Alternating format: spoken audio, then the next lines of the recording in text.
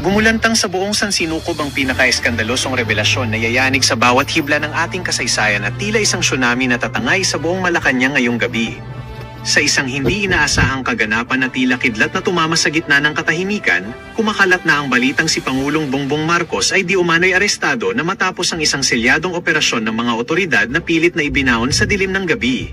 Ayon sa ating mga espiyang nakatago sa bawat madilim na kanto, huling-huli sa kamera ang panginginig ng mga security detail habang ang mga itim na sasakyan ay nagkakaripas ng takbo upang isakatuparan ng isang utos na magpapabagsak sa trono ng kasalukuyang administrasyon sa harap ng nagbabagang krisis. Hindi makapaniwala ang buong mundo sa nakakangilong eksenang ito kung saan ang mga nagbabagang ebidensya na itinago ng matagal ay isa-isa nang isiniwalat ng mga otoridad na tila mga bombang sasabog sa mukha ng bawat Pilipino. Ayon sa mga saksing nasa loob mismo ng mga selyadong opisina, tila tumigil ang pag-ikot ng mundo nang lumantad ang mga dokumentong selyado ng ginto at bakal na nagpapatunay sa mga lihim na transaksyong nagpabagsak sa tiwala ng sambayanan sa loob ng maraming dekada.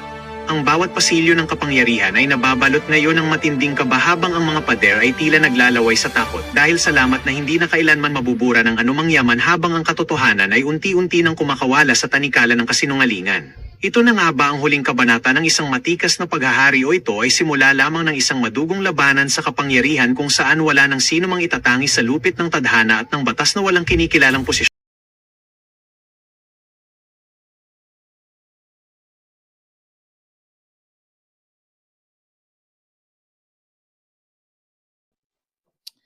You did your best para dyan sa ano na yan, para dyan sa laban na yan. At I hope ma-stop na yung kahibangan ng mga hayop na yan dahil yung ginagawa talaga nila ay pang-aabuso sa kapangyarihan ng tawag diyan ng mga maletas kongresistas na yan. Okay. Sabi ni Shera, humingi tayo ng saklolo kay President Putin.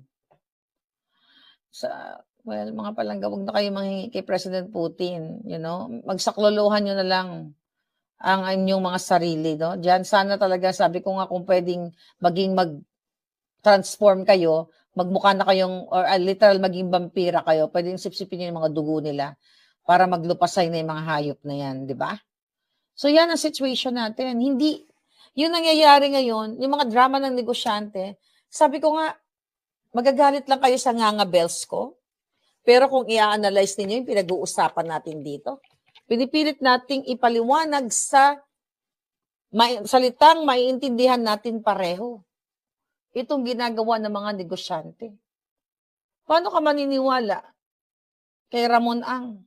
Dapat ipatawag yan sa Senado. Di ba? Ipatawag siya, ipakita yung sinasabi niya. Alam niyo, madali lang yan. Alam niyo kung gugustuhin ng gobyerno, madali lang ipakulong yung mga putang inang mga nagsasamantala sa bayan. Di ba? Wala, ikawawa talaga kayo eh. Saan kayo pupulutin? Ano mga eksena ngayon? Ano mga pangyayari ngayon? Oh, ano ginagawa? Anong sabi dito? May mga bagong drama si Bangag. Wealth tax para sa ultra-rich.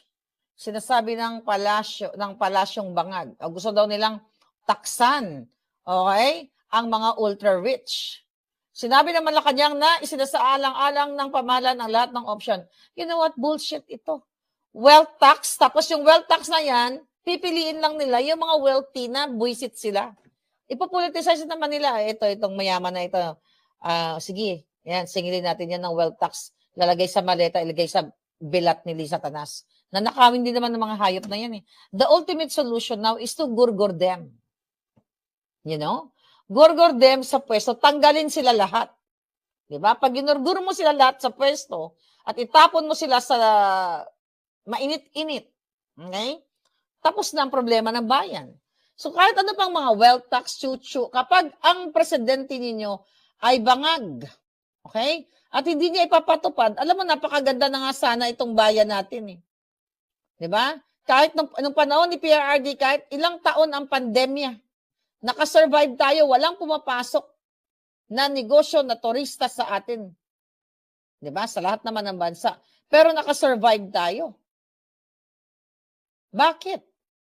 Ngayon, walang pandemya, ilang araw pa lang naman merong isang buwan na, may crisis, pero sinamantala na tayo. Di ba? Sinamantalahan tayo ng mga kartel ng mga nagsasabuatan. Mga malalaking negosyanteng nagsasabuatan sa DOE, Department of Energy, nagdedelibera niya ng mga mali-maleta kay Lisa Tanas. Right? Ang pinagkakabalan ng walang iya, ito si Dilimang yung mahilig sumubo ng saba. Di ba? Itong hayop na to. Pumunta daw sa NBI, di ba, nag-file siya ng kaso sa 18 Marines. Okay, sa kasong cyber libel. Nakita niyo to kung gaano katalamak ang problema natin. Yung 18 Marines, bumalik today 26, kahapon na sa Pilipinas, sa NBI para tanungin, questionin dahil nga dito sa kasong cybercrime na ni De Lima. Pero hindi tinatanong ng NBI kung gaano katotoo ang in-expose nila na si Tambalos Dos, si Martin Romualdez, si Sandro Marcos, si Lisa Tanas, si Bangag, ay tumanggap ng mali-maleta. Diba? So yun, mga kababayan. Then, anong gagawin ngayon? May pa-meeting, magmi-meeting ang Bangag na administrasyon para talakayin ang fuel excise tax suspension sa susunod na linggo. Na-explain na natin kanina yan. Lose-lose ang taong bayan dyan. Talo-talo. Hindi win-win. Talo-talo. Suspend nila. Malalaking negosyo ang makikinabang. Pero ipapataw pa rin yan sa consumers. Diba? Ano pa? Ano sinasabi dito? Tapos maglalabas sila ng survey na si Bangag Jr. ay gustong-gusto ng mga tao. Ano kadyutahan yan? Ano ang sabi ng mga maleta media? Ang pakikipaglaban kontra korupsyon ang pangunahing dahilan kung bakit daw pinagkakatiwalaan ng Pilipino si Bangag Jr. Putang ina, ito isang malaking kasinungalingan. Pinagkakatiwalaan, gusto na nga siyang gurgurin ng taong bayan eh. Di ba yung survey? Yung survey na kadyutahang tanong, in-explain natin yung nakaraan. Ibang tanong kay Inday Sara, ibang tanong kay Bangag. Ilang percent bastos palamura si Inday Sara? Tapos kay Bangag, wala ganong question. Magkano, ilang maleta ang binayad dyan sa survey na yan? So itong gobyerno ninyo, na dapat nyo nang kalusin. Ano pang sinasabi? Ombudsman tatalima sa paglabas ng SALN ni VP Sara. Well, alam nyo, yung hayop na Remulla na yan, okay? Dapat talaga pumirma na bulati sa Jotang Ginemis na yan.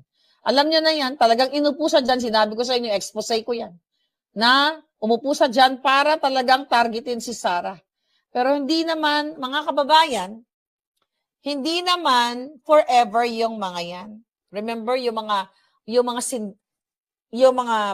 naging, anong tawag sa kanila? Yung mga diktador, di ba?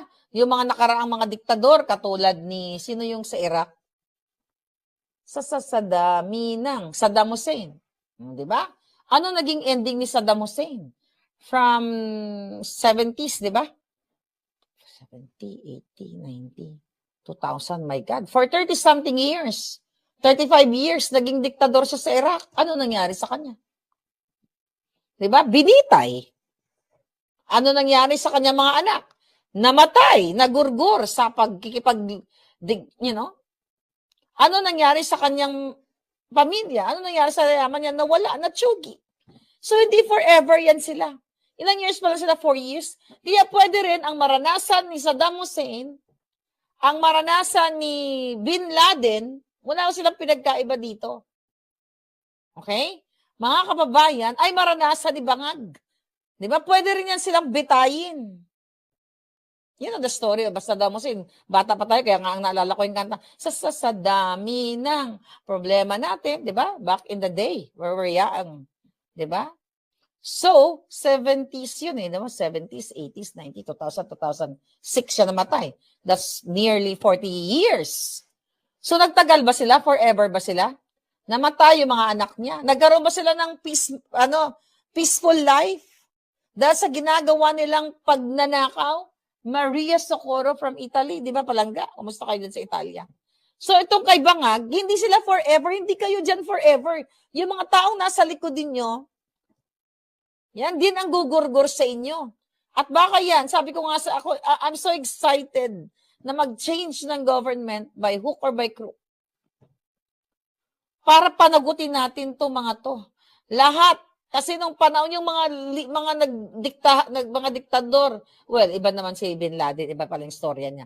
I'm just referring to ano siya, Al-Qaeda siya, di ba? Hindi naman siya naging presidente kumpara kay Saddam, di ba?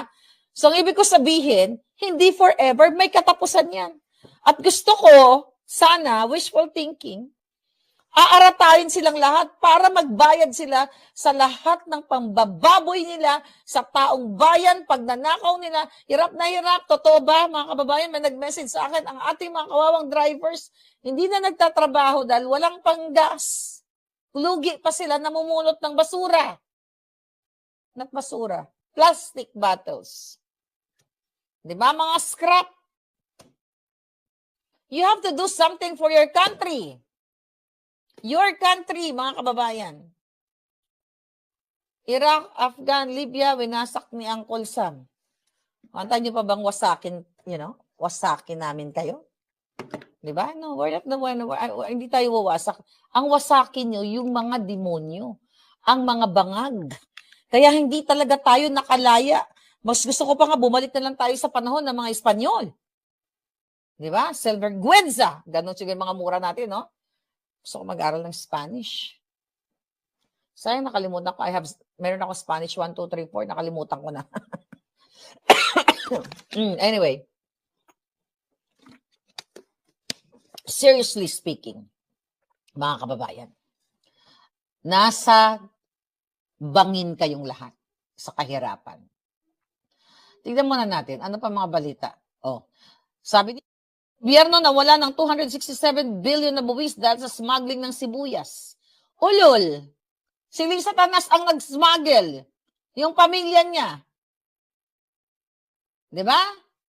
Yung inappoint niya na si Michael Ma na walang appointment paper. Na special envoy to China, tumigil kang hayop kang pinky ka.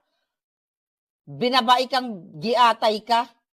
Habulin mo si Bangag, habulin mo si Romualdez, na inabswelto nyo ng hayop kayo. 267 billion, hindi nawawalan ang gobyerno. Well, ang bayan, ang ang taong bayan nawalan.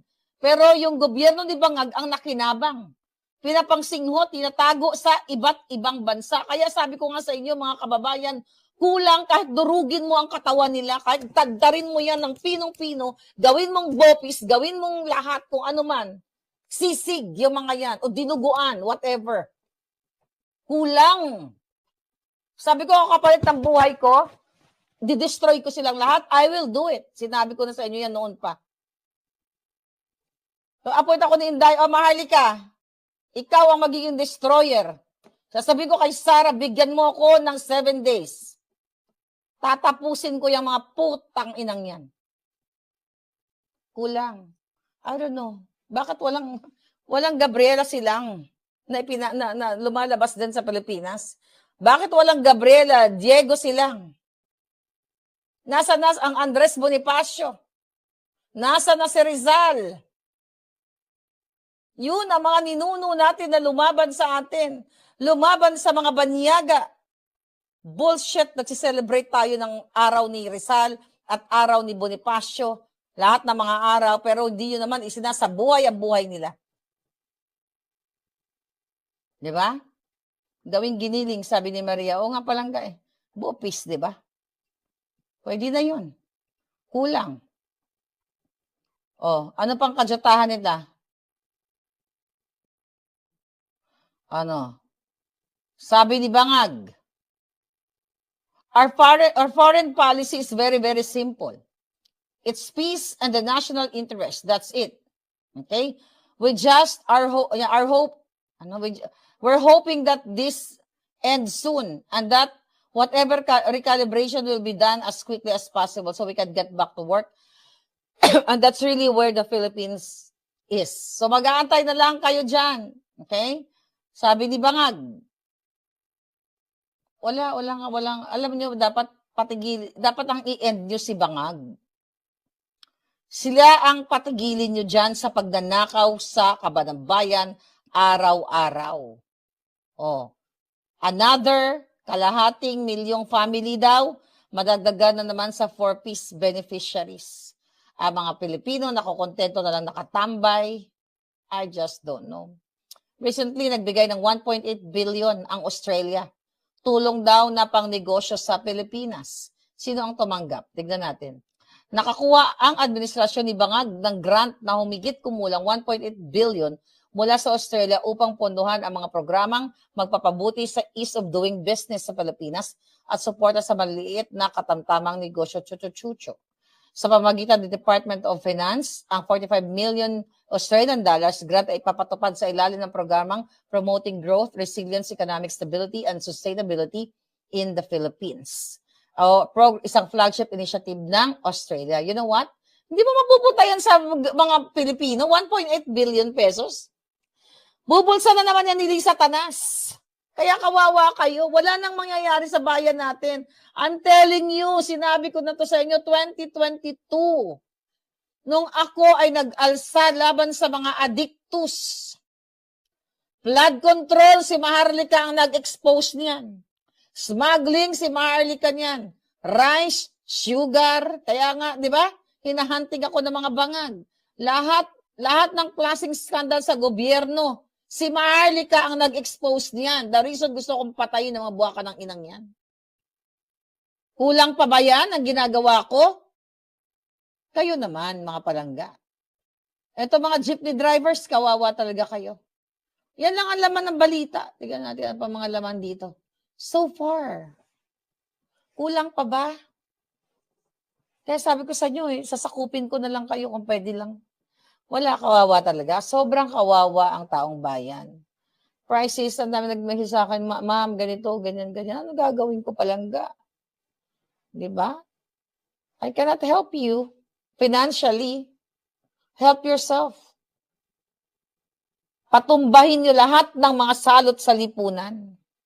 Lumabas kayo sa kalsada, di ba? Yan. Ngayon, tatawa-tawa yung iba. O, tignan nyo kayo. Yung mga siguro, yung iba na, yung mga troll dyan. Well, mga bayad kasi yan. Mga you talk about, Maharlika, nagsisinungaling. Ganyan-ganyan, puro lang yan sa views. Also, Bugaw is there. Tignan mo si Bugaw. Mga ganyan, mga eksena, di ba? Nagkamali ba si Maharlika? Hindi ako magsasalita dito, nakapalit ng buhay ko, my God. Diba? Pwede akong ipalit ko yung buhay ko, pero kapalit ng mga demonyo.